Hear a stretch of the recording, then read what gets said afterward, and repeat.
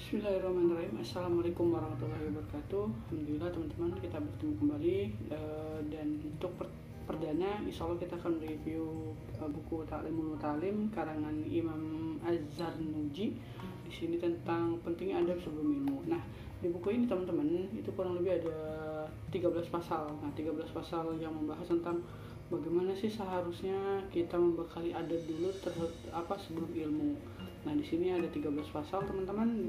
Ya, pasal pertama itu tentang pastinya dengan definisi ilmu dan keutamaannya. Terus juga ada pasal tentang meluruskan niat ketika belajar, memilih guru, bagaimana mengagungkan ilmu dan ulama, kesungguhan serta semangat dalam menuntut ilmu, bagaimana menentukan permulaan belajar dan kadar urutannya. Terus juga pasal bertawakal, waktu menuntut ilmu. Terus juga bagaimana memberikan kasih sayang dan nasihat, mengambil manfaat waros saat belajar, dan hal-hal yang memudahkan hafalan dan juga membuat kita lupa. Terus juga di sini ada hal-hal mendatangkan rezeki dan menahan di sini menambah umur. Nah, di sini teman-teman cukup tipis sebenarnya bukunya, tapi syarat dengan banyak hikmah yang disampaikan di sini. Ada syair-syair juga yang coba dikuatkan oleh Imam Az-Zarnuji di sini.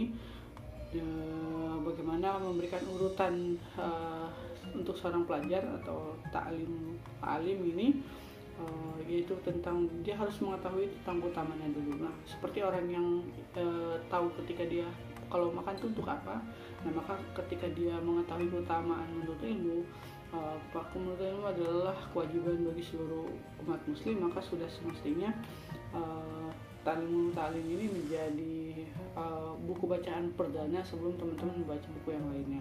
Nah, di sini juga mendefinisikan niat menjadi pokok utama diterimanya sebuah amal. Kalau teman-teman belajar itu untuk misalnya semakin menambah ibadah kepada Allah Subhanahu wa taala, maka niat teman-teman untuk belajar itu sudah tepat. Nah, tapi mungkin masih banyak orang-orang yang belajar itu untuk misalnya mengejar dunia atau misalnya ingin mendapatkan jabatan tertentu.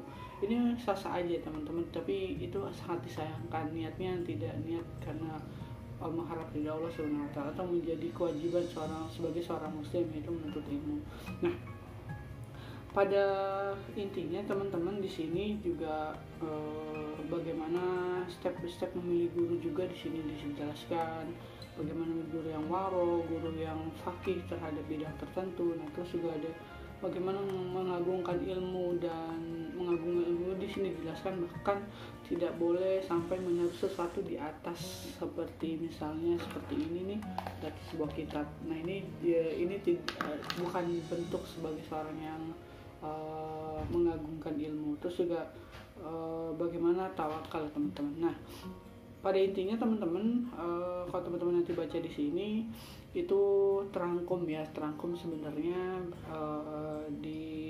pada intinya ini terangkum di surat Al-Baqarah ayat 282, ayat terpanjang di dalam Al-Quran, yang ternyata ini memang menjadi bekal inti seorang pelajar, yaitu di bagian terakhir itu yang berbunyi wattaqullah wa yu'allimukumullah. Jadi barang siapa yang bertawakal kepada Allah, maka Allah akan mengajarkan padanya. Nah, ini menjadi satu isyarat bahwasanya teman-teman hanya perlu bertawakal kepada Allah, nanti Allah akan menurunkan ilmu. Nah, kalau teman-teman misalnya yang saat ini masih belajar tapi belajarnya tidak diiringi dengan ibadah yang baik, ibadah yang rutin, terus berdoa kepada Allah, maka sangat disayangkan. Karena yang punya ilmu itu Allah, yang menurunkan ilmu itu Allah, yang berhak menahan ilmu itu Allah. Maka sudah semestinya nih kita teman-teman harus yakin dan harus mengiringi niat ibadah kita itu dengan